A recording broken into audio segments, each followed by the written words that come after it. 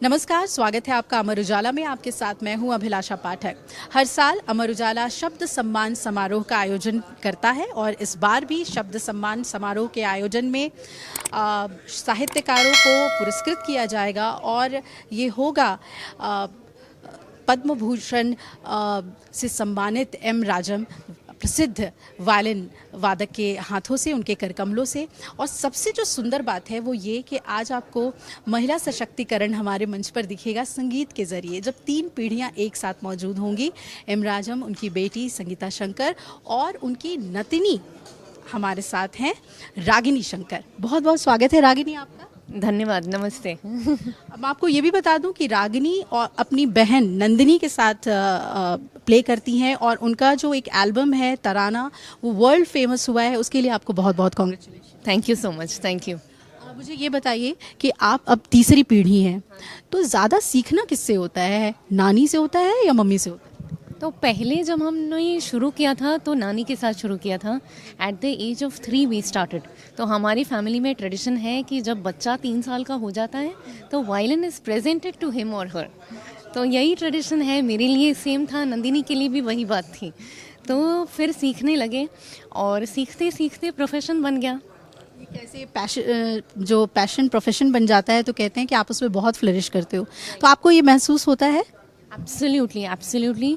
In fact हमारी family में जब तक बच्चा 12-13 का हो जाता है तब तक the parents really enforce that the child practices.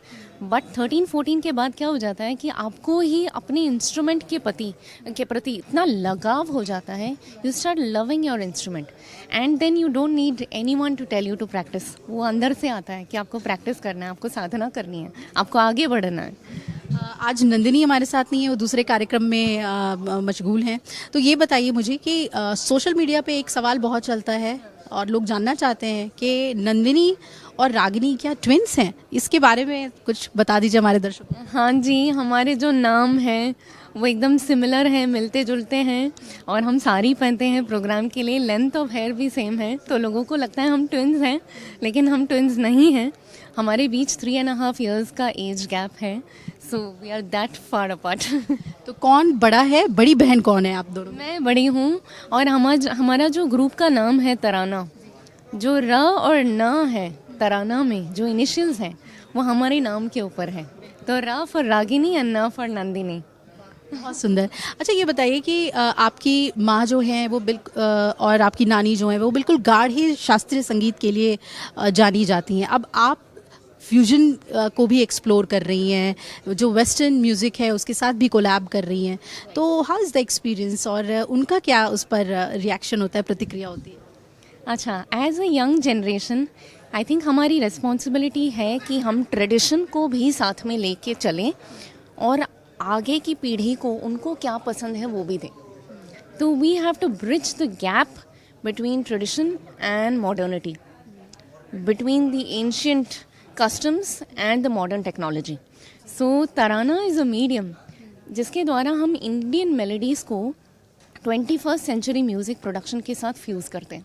तो मेलोडीज़ जो है एब्सोल्युटली इंडियन होती हैं, कोर में एकदम ट्रेडिशन से बंधी हुई हैं, whereas the entire music production is cutting edge and modern. आपके घराने की अगर हम बात करें या आपके संगीत पद्धति की अगर हम बात करें तो हमने ये देखा है कि वायलिन में हिंदुस्तानी संगीत को ज़्यादा से ज़्यादा समाहित किया एम राजम मैम ने और फिर आपकी माता जी ने भी।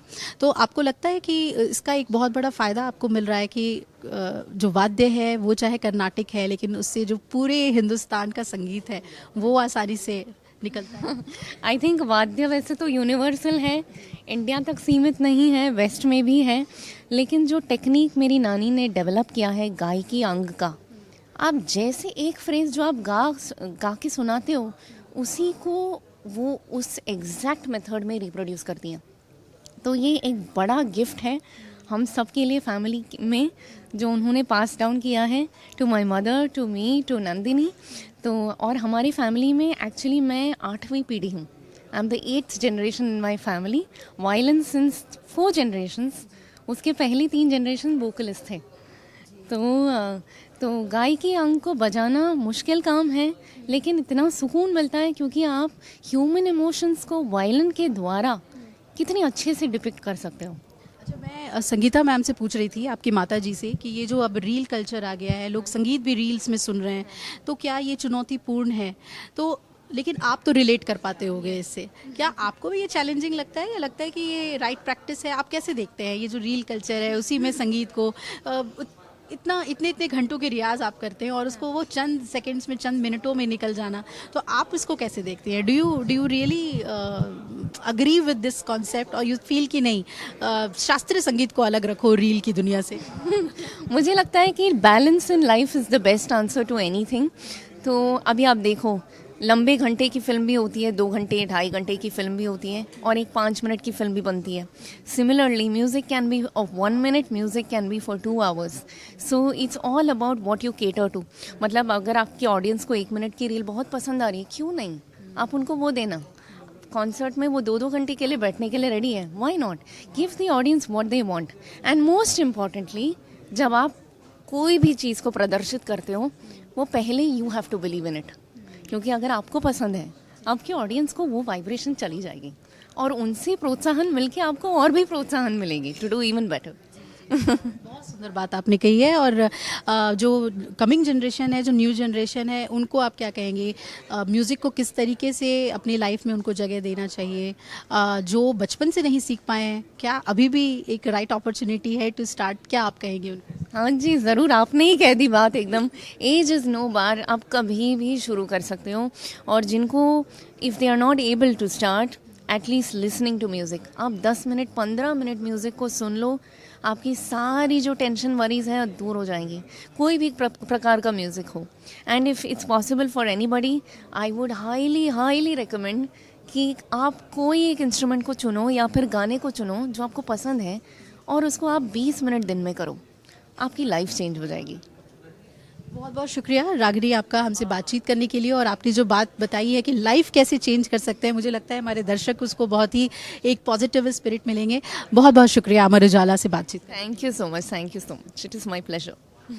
तो ये थी रागिनी शंकर, जो तीसरी पीढ़ी है। वैसे तो जैसा उन्होंने बताया कि संगीत को करते हुए उनके घराने में वो 8वीं पीढ़ी है, लेकिन इस वक्त जो 3 पीढ़ी है वो अमर उजाला के मंच पर आपको एक साथ दिखेगी। आप जुड़े रहिएगा अमर उजाला के साथ।